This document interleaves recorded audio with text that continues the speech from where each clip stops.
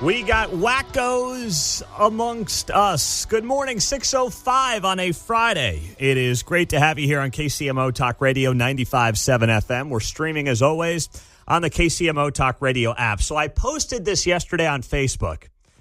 We have a business owner who, according to one customer at Lulu's Boutique in Mission, Kansas, is selling T-shirts that just say, "Is he dead yet?" on them. I shared this on my Facebook page, Pete Mundo on KCMO Talk Radio. You can see it there. And this customer, her name is Kayla. She writes here, "To the owners of Lulu's Boutique, I stopped into your boutique today with the intention of adding a few vintage pieces to my collection. I've been a long-time customer. I even bought my homecoming dress here over a decade ago. I enter the shop and I see a rack of T-shirts with the question, 'Is he dead yet?' I didn't want to assume anything, therefore I asked an employee working there what it referenced, and she said, 'Well, President Trump, of course.'"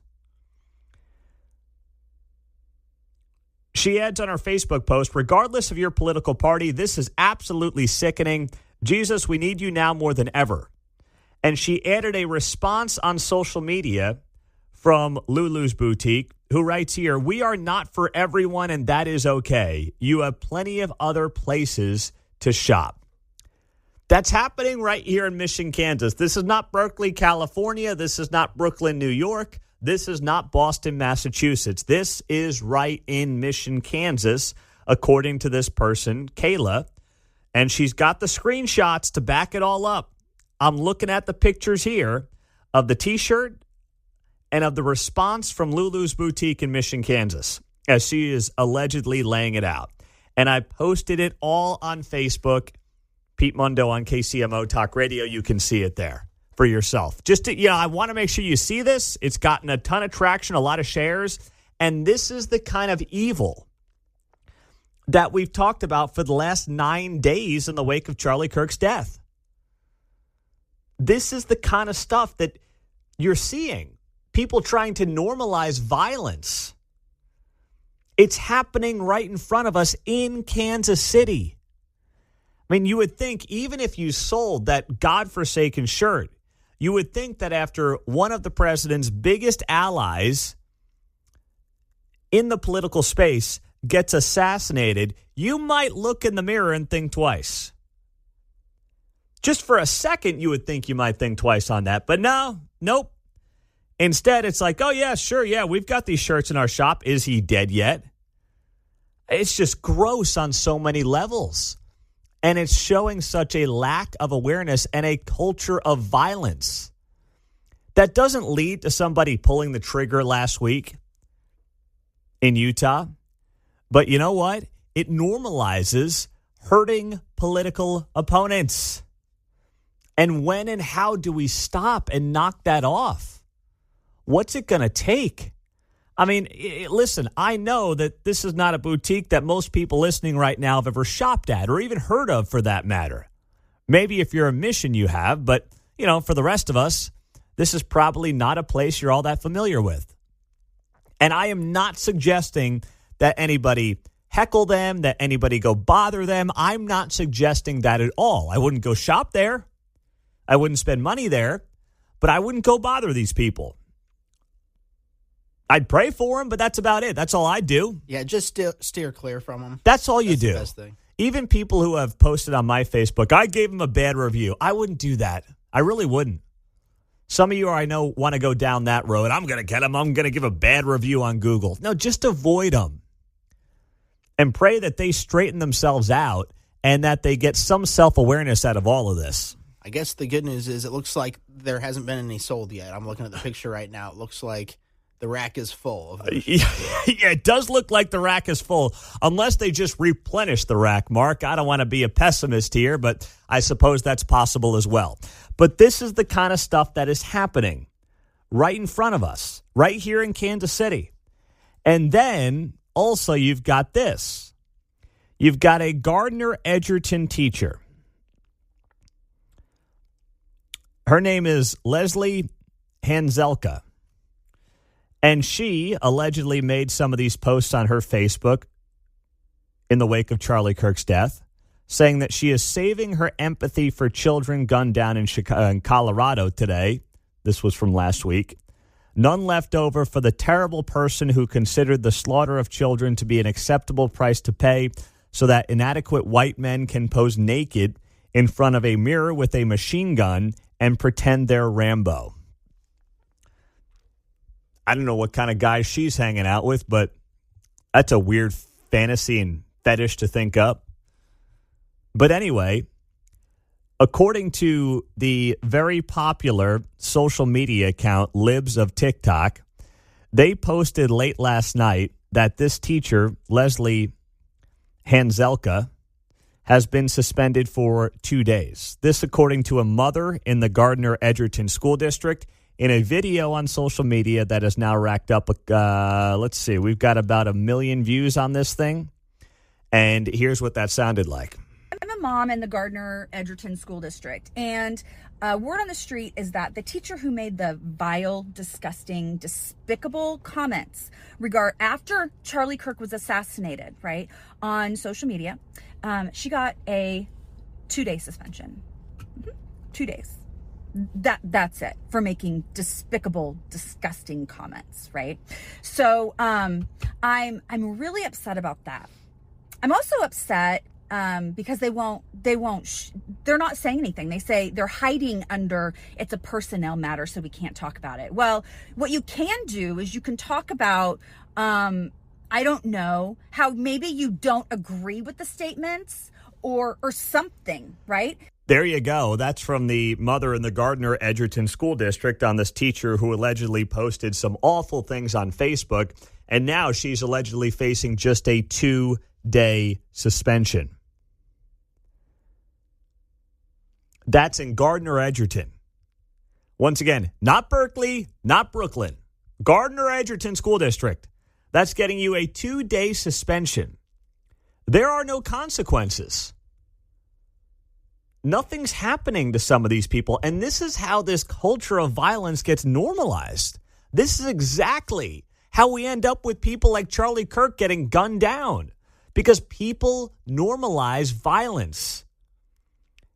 At least when the violence cuts one political way is how this always seems. And it's disturbing, it's gross, and yes, I am avoiding these people. Some of you on the text line disagree with that. What do you want? What do you think we should do? You tell me on the text line, tough guys on the text line, or gals. You tell me what you think we should do, huh? No, I'm not going to these people's places of operation. I'll reach out today to the Gardner-Edgerton School District. What am I going to do? Go to the shop in Mission and hold a sign outside of their storefront? No, I'm not doing that. And I don't think any responsible person should do that. I think they should suffer the consequences of their decisions. I will bring this up and try to make this a citywide story here on KCMO. But, you know, if you've got an idea or a suggestion, please, the phones are open at 913-408-7957. I'm seeing the text rolling in, and I'm all good with having that conversation on how to handle this better. I'm just telling you, my gut right now is not to go down there and do anything about it. What are you going to do? Knock over the rack? I mean, harass a business owner? You can't do that either. It's America. They can sell their shirts. I'm just saying it's those kinds of shirts and this kind of attitude on social media and at businesses in Kansas City that is indirectly getting people killed and it's getting people hurt. And it's happening right in our backyard. And you know what? At least in the case of the school district, from what we're hearing right now, and I'll try to find out this morning before we get off the air what exactly is going on down there, this is the kind of stuff that we have got to put to an end. Through public pressure, through public awareness, and through trying to help people and make people see the light. Coming up on KCMO Talk Radio, it is great to be here on a Friday morning. What led to the suspension of Jimmy Kimmel? Well, it's not the FCC, despite what people are trying to lead you to believe. It's not. We have the latest on that next on KCMO. So here's what's actually going on. Look at this. The Wall Street Journal reporting last night. Inside of Disney's abrupt decision to suspend Jimmy Kimmel's show. It's not about the FCC pressuring ABC. That's not what's going on here. We told you this yesterday. We said, of course, you have local broadcast companies like Sinclair and Nexstar here in Kansas City who have said, we're done. Kimmel's killing us here. He gets no ratings. Nobody wants to buy the show. And we're sick of putting this exclusively liberal comedian on late night when we own a lot of local television stations around the country in red areas. It's just bad for business. This guy's killing you at ABC. And now he's killing us, and we're fighting back and pushing back. So this is what we knew was happening yesterday. Now you get this from the Wall Street Journal. Soon after the FCC chairman, Brendan Carr, blasted Jimmy Kimmel on Wednesday, executives at ABC and parent company Disney knew they had a big problem. Kimmel, during Monday's show, criticized President Trump and other Republicans and how they were responding to the fatal shooting of Charlie Kirk. Advertisers and affiliates soon called the network, expressing concern about Kimmel's show. Executives at Sinclair and Nexstar, the two companies we told you about yesterday, owners of more than 60 local ABC stations, told network leaders that they would indefinitely preempt the show starting that night. Moves that would hobble the program's reach. Kimmel had planned to address FCC Chairman Brendan Carr's comments on a show Wednesday night, according to people familiar with the matter. Before his on-air appearance, Dana Walden, co-chairman of Disney Entertainment, spoke to the host about his plan. After that conversation, she and other senior executives thought that Jimmy Kimmel's approach could make the situation worse. The Disney executives huddled, and Bob Iger, the Disney chief executive, made the decision to temporarily take Jimmy Kimmel Live off the air. And then Kimmel was informed.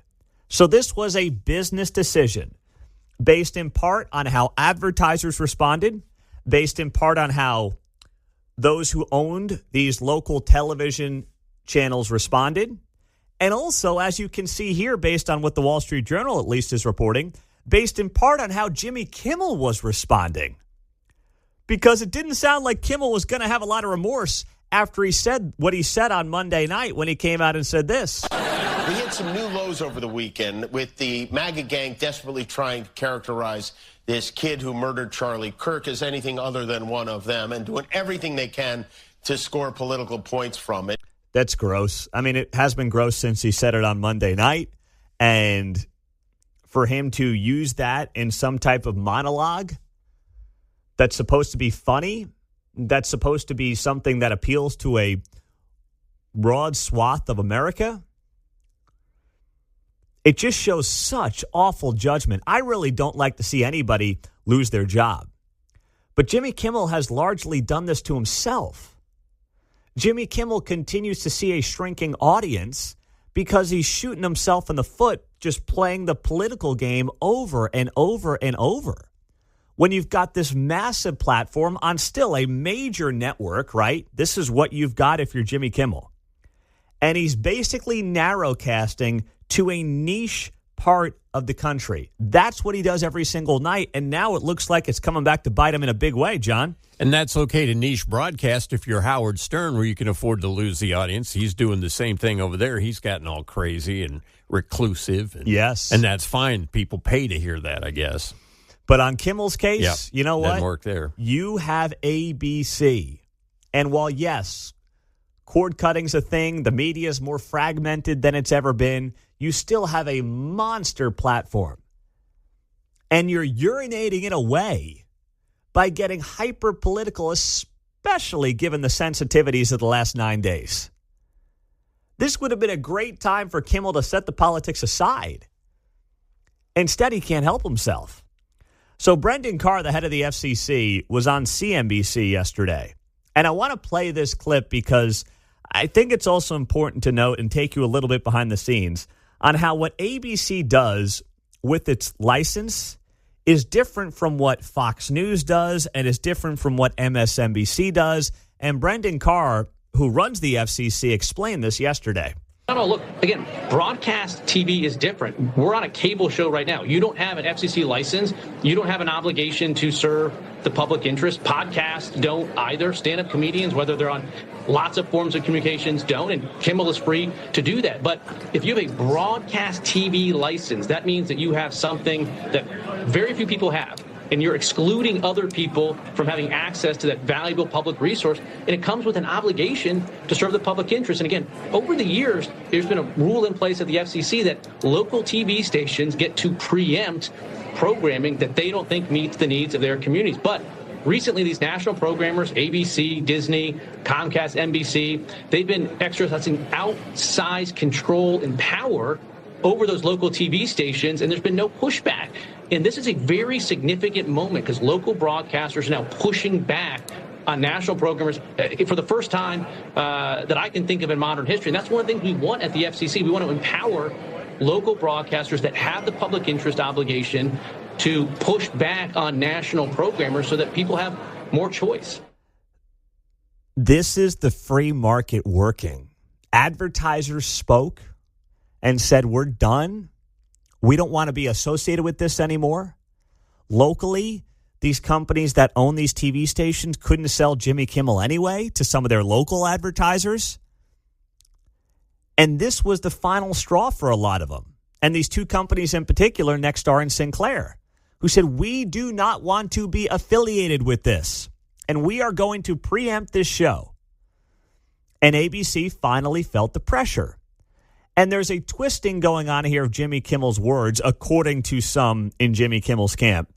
And the point they're making is that Jimmy Kimmel was basically trying to say that Donald Trump's circle, his supporters, were very quick to point the finger at the other side politically.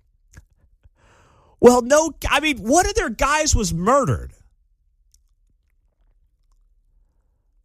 Sitting under a tent, debating policy and life and politics with people. Who do you think they're going to blame? What are they supposed to do in that moment? Like, what would you do in that moment? We all knew immediately what happened here. Now, it was important that we waited for the facts. That was the responsible thing to do. There was the grieving, there was the mourning, and then there was the, okay, what happened here? Who was it? Track this guy down, arrest him, and let's figure out his background. But what were they supposed to do? Well, we better just, this could have been one of our own guys. No, it was very obvious right out of the gates. This was political violence targeting Charlie Kirk. We knew what it was. And Kimmel, I don't know. I don't think he's going to be able to twist his way out of this one. I don't see it happening. Did you see our man Patrick Tuohy? He wrote a big piece in the Kansas City Star, good on him, headlined, Blue Valley Schools are flush with cash. Why are academics slipping? And Blue Valley has responded to Patrick Tuohy. I have a text here. I got a text into Tuohy right now. I don't know if he's an early bird or not, but I texted Tuohy. You know, those think tank guys always sleep in, you know? They're not early morning birds.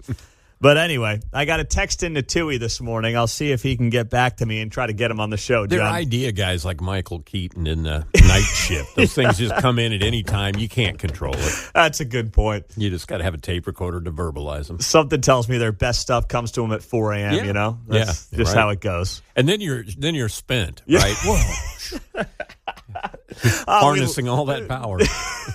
We love our friends at the Show Me Institute, but we got to have some fun with them, too.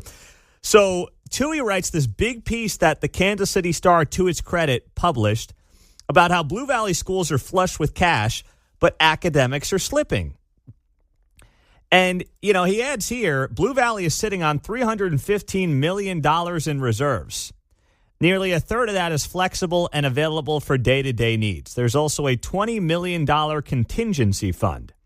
He says enrollment is flat and property values are up. At some point, caution turns into stockpiling. And he goes on to note that they've also seen, unfortunately, a decrease when it comes to student achievement. So that was basically the conclusion of this piece. Well, yesterday, the head honcho, the superintendent at Blue Valley Schools, Dr. Jillian Chapman, responded in an email to all of the parents within Blue Valley Schools to Patrick Tuohy's piece in the Kansas City Star. Dr. Chapman writes here, the assertion that Blue Valley has $315 million in unrestricted reserves ignores legal requirements and misrepresents actual financial positions. As of June, only $16 million was unrestricted, less than $20 million the district needs to cover just 1 month of salaries and benefits. The remaining funds are legally committed to bond payments, capital projects, and essential services such as food service, health insurance, and special education. So I'm not going to get into the weeds on the numbers. All I know is this.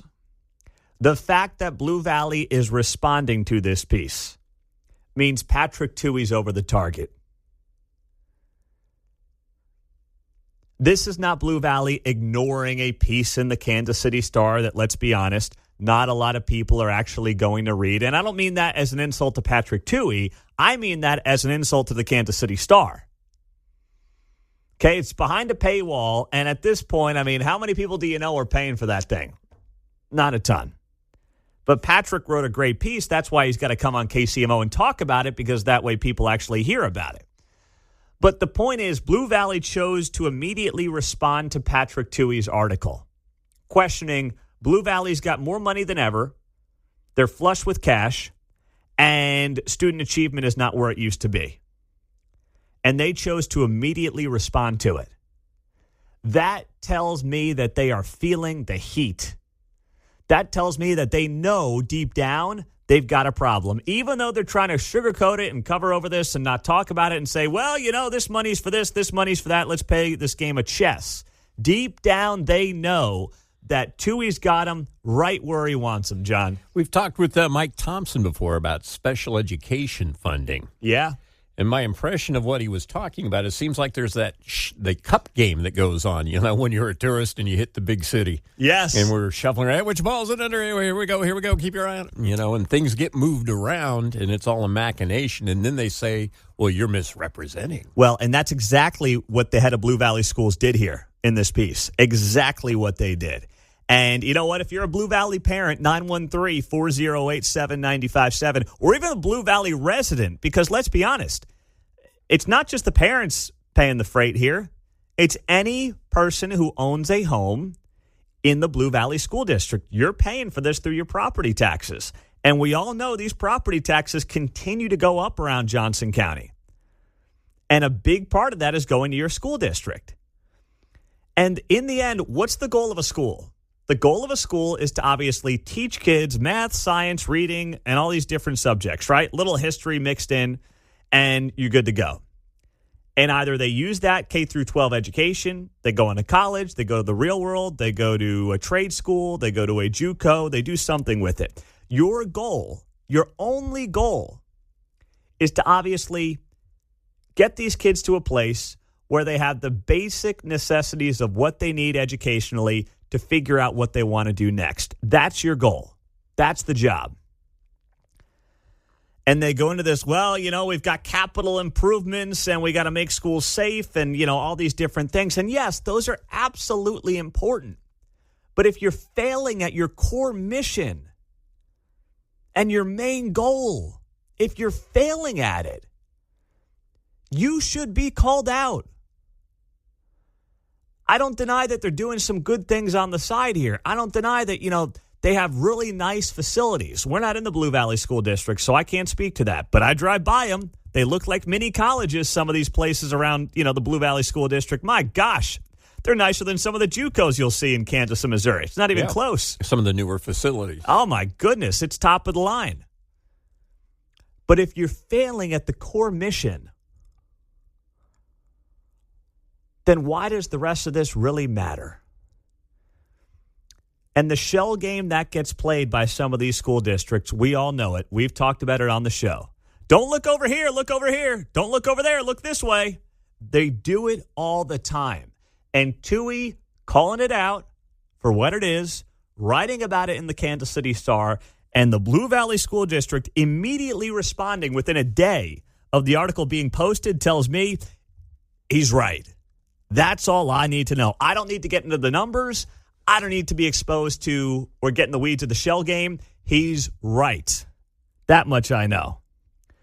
Pete, notice in the email from the Blue Valley superintendent, she did not respond to the student achievement lacking part of that piece. Of course not. Because he's got the numbers, right? Patrick Tuohy wrote about it in the Kansas City Star. He writes here, Blue Valley middle schoolers are losing ground on assessment scores compared to the national average.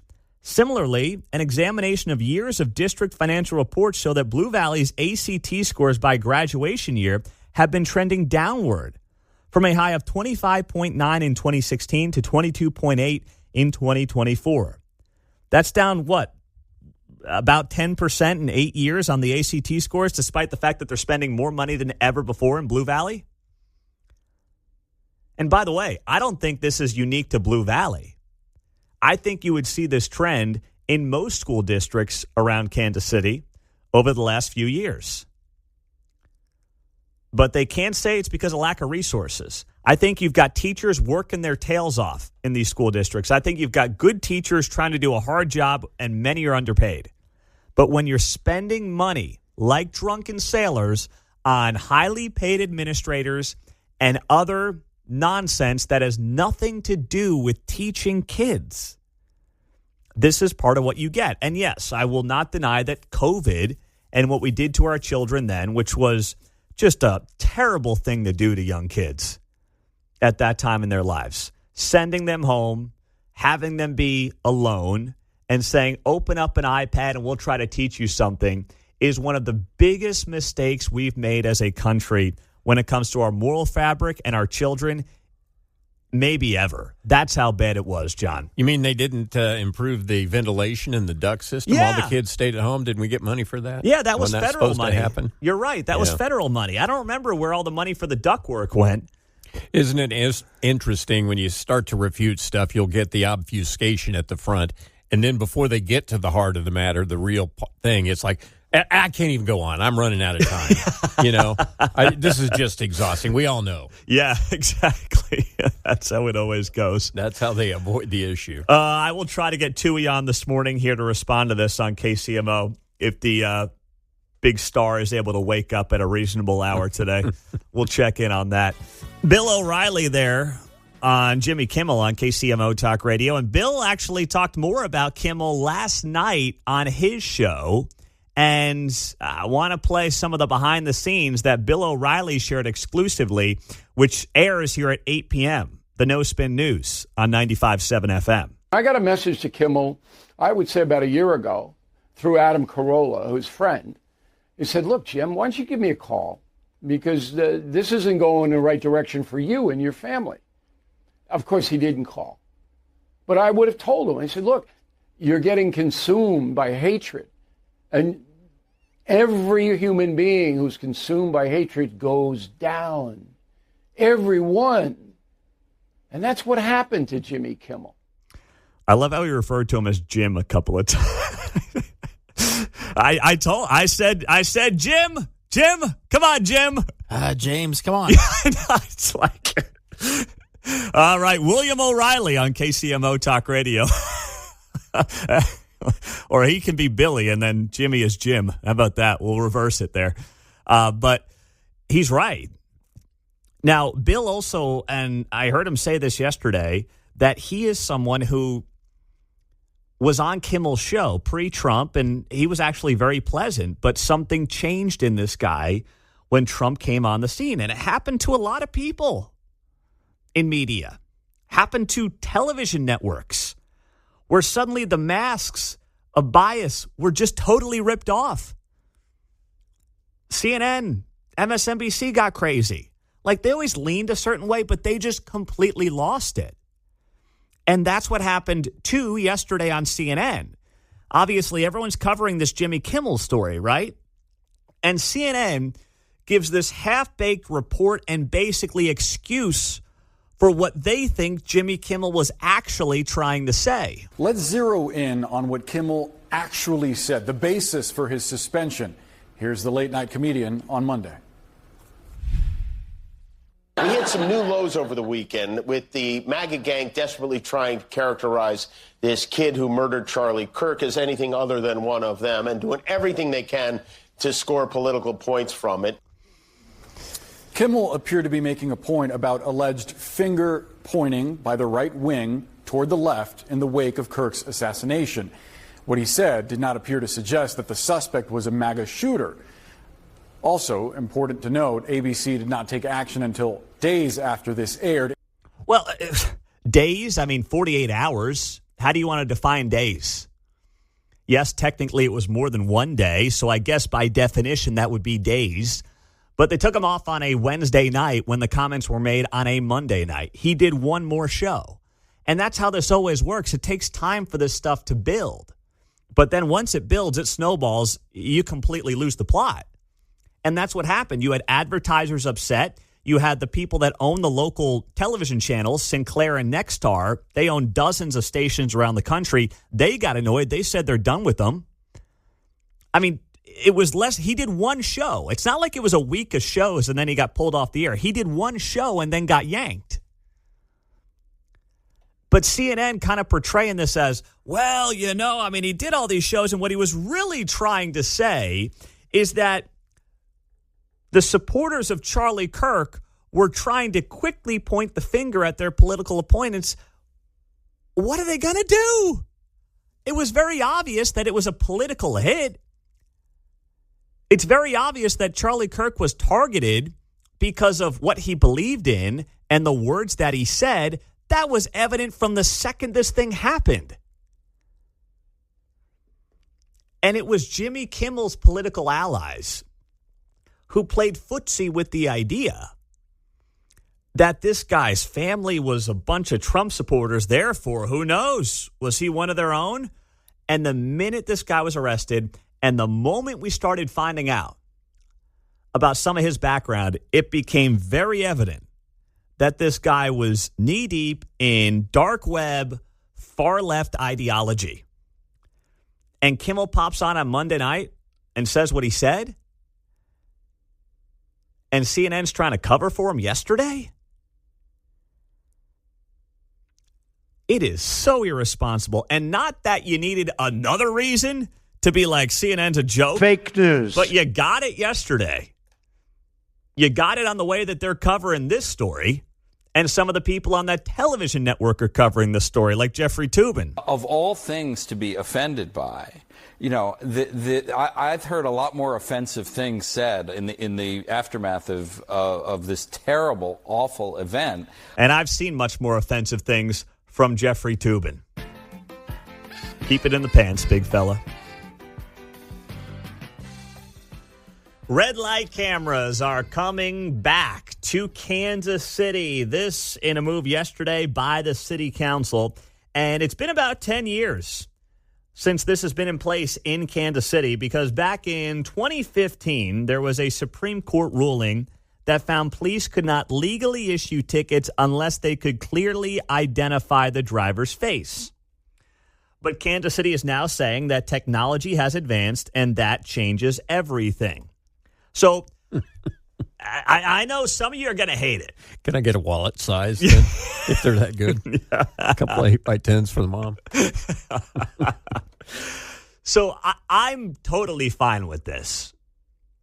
Kansas City needs to figure out extra ways to get its crime under control. And, you know, we've done these Back the Blue tours, and there's a lot of these local municipalities that have these red light cameras, and they're effective in tracking down bad guys and getting license plate readers and the whole thing through these red light cameras. And Lord knows Kansas City needs this as much as anybody. Now, I still have questions about how the prosecutor's office and the judges handle criminals that ultimately get arrested. But it's another tool in the toolbox. And unless you're totally living off the grid, I really don't think you can say, well, I don't want the city of Kansas City to have my picture through a red light camera. You know how many places you walk around where your camera or your picture's being taken? Look at the Charlie Kirk assassin. One of the first photos we got of him was from a camera in a stairwell on campus.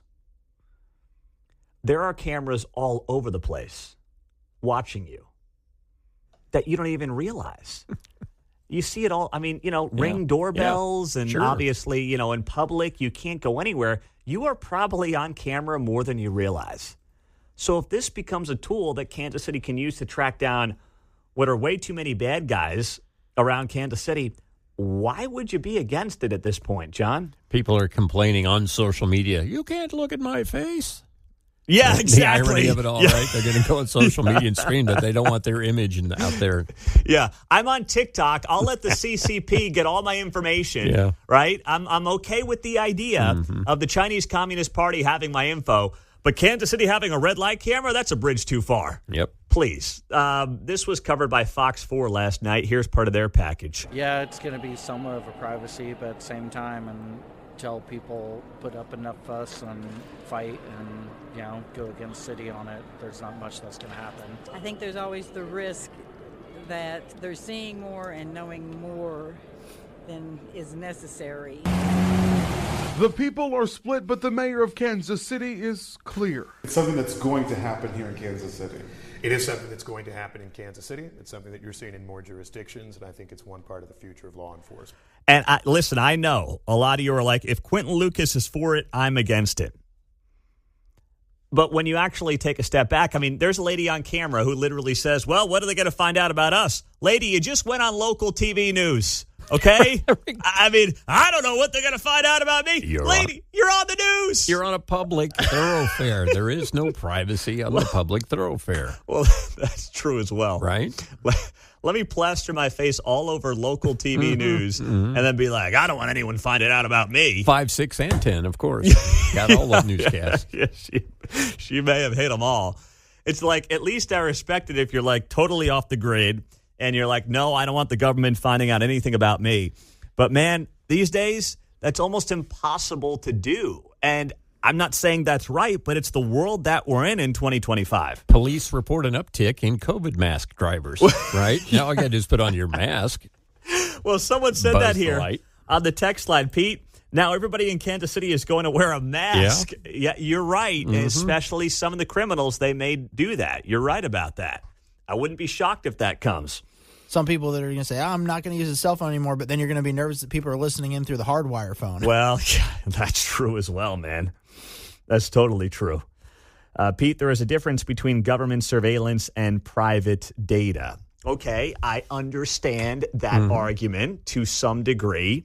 But once again, if you're on social media, we know the relationship between the government and big tech. I don't think that really stands up in today's environment, in today's world. We know the cozy relationship that exists between social media. Heck, the government right now is working with social media outlets to try to figure out the background on the Charlie Kirk assassin. And that's going on right now in real time, I'm sure. The FBI is doing that as we speak.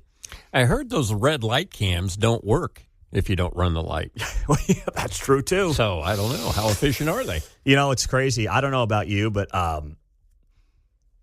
the local stoplights by me, when I'm driving to work here in the early morning hours, even when I get a green light, I look both ways. I don't do it during the day. I don't do it during the day, but I admit, 4 or 5 o'clock in the morning, I do it because I don't have a lot of faith in people right now. So when my light turns green, like in my neighborhood or just outside of my neighborhood, I don't just go. I now look. Because I see so many people now who are just blasting through red lights way more often than I used to. And I don't know if I'm just noticing it more, but it's not like they're rolling through a red light. Like my light is green, and I've seen people just blast through a red light. The other day I rolled and it turned red on me, but I looked in the mirror and 3 car lengths behind me guys coming anyway. Really? Yeah, I was like, whoa. Wow. I mean, and that's I should have got a ticket if somebody was there. That's how late he was. Exactly. And it does seem like there's more of that going on. So, listen, Kansas City does a lot of dumb things, but of all the dumb things they do, this is not on that list for me. So this question is for the lady listeners, although the guys can chime in as well here. Really for anybody who has a significant other. I want to play this clip of Charlie Kirk and his wife, Erica, that has gone viral here in the last couple of days. And it's a sweet moment, and there's been a lot of those that you probably have seen in your algorithms over the last couple of days. But this one had me thinking last night, because we talk a lot about the political division between men and women right now in this country. And that is the fact that, women, especially young women, are skewing more left, and young men are skewing way more right than they ever have. But it does seem like, and I'm going to say this anecdotally, and I was looking for research on this and polling on this, and I haven't seen this. But it does seem like, at least with the younger generation, and I say this as a millennial, but I'm speaking more to maybe younger millennials and in the Gen Z, of those that are married, the women are oftentimes more conservative than the guys, even though they're both like conservative, right-leaning, whatever you want to call it. And this is exactly how this conversation between Erica and Charlie Kirk played out in a moment that has been shared by Charlie Kirk's producer. Here it is. My wife joins us, Erica Kirk, Hi, the beautiful, everyone. legendary Erica. I love you so much. I love you. You're my best friend. Welcome to the Charlie Kirk Show. We have asked the audience for questions. You pick one.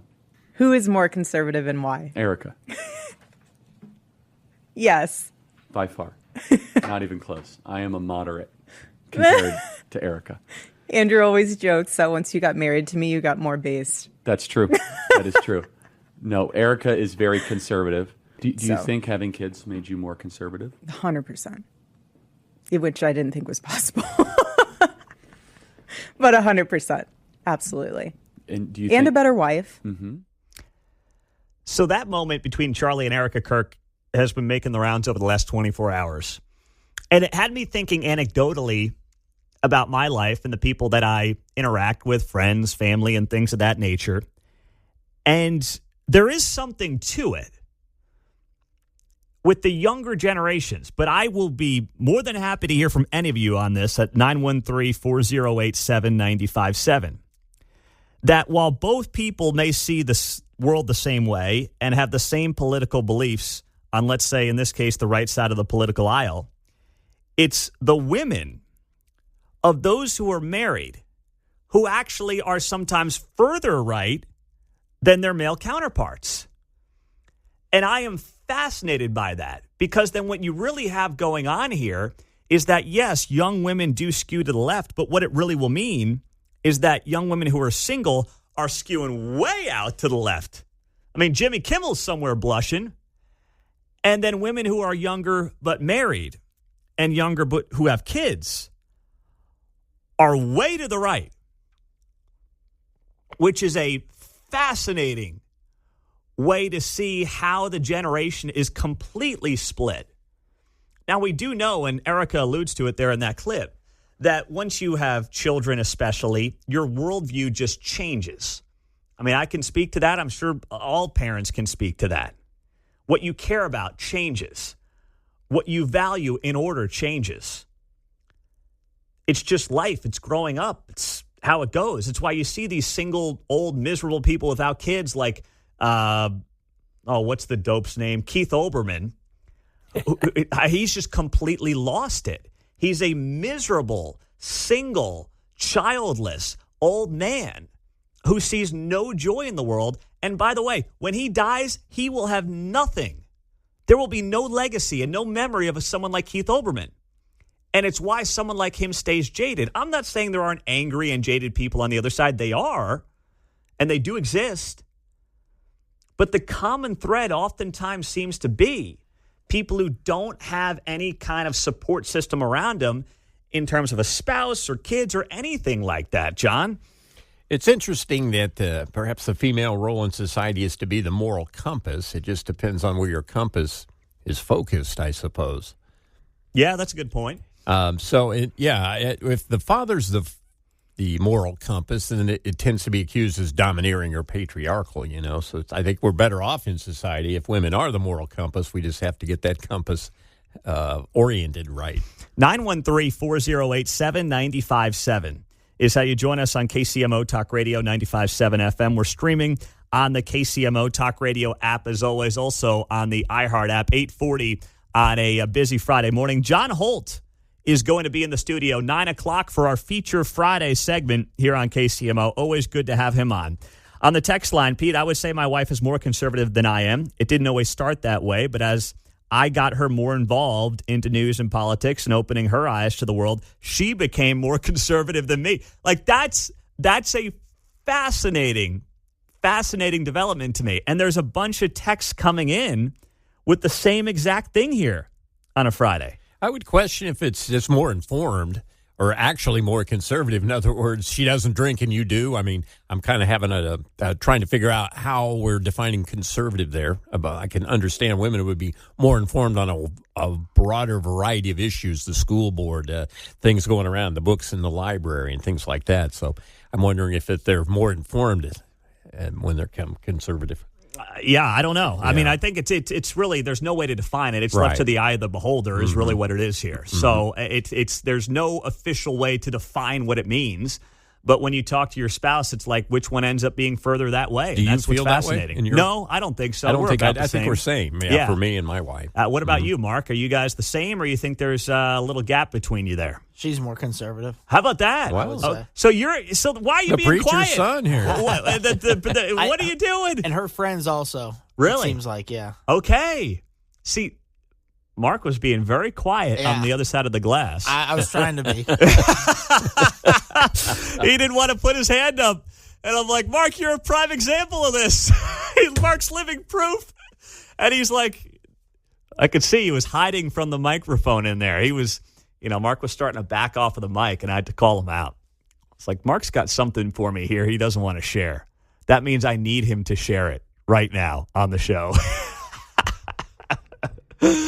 Oh, Mike, hello. You're on KCMO. Hey, man. Good morning. No, I'm listening to you, and yeah, I've got 4 kids, 11 grandkids. Here's the deal. I've been with my wife for 46 years. We're married for 43.